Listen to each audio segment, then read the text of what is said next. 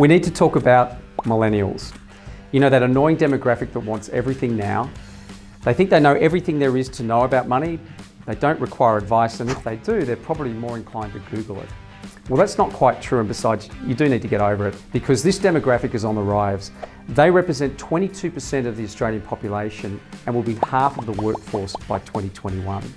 So whilst they may seem a really difficult band of clients to understand and support with financial advice, the research suggests there is gold in them dar heels. Born between 1981 and 2000, Gen Y tends to have a very different perspective when it comes to money. Rather than getting a degree, jumping on the middle management treadmill, rushing into buying their first home, burdening themselves with debt, which is typically what my generation did, they tend to have more of a live for now type of attitude.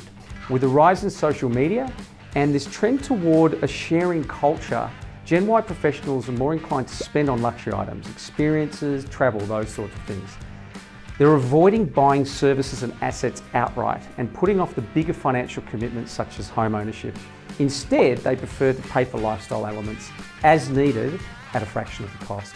Now, some of this is probably driven by economic reality. Back when I bought my first home, age 25, I was earning about $38,000 a year. A little 3-bedroom home in Kensington, Melbourne set me back $140,000. Today, the average 25-year-old professional might be earning as much as $70,000 per annum, and that same house costs $1.3 million today. It's a big gap.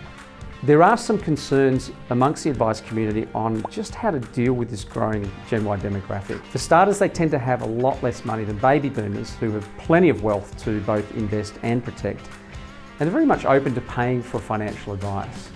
Conversely, 42% of Gen Ys have never used a financial advisor. And as they're digital natives, it's generally assumed they'll prefer digital advice over face-to-face. We've certainly seen a flurry of fintech offerings aimed at bypassing the advisor and offering do-it-yourself robo-advice style solutions to Gen Ys.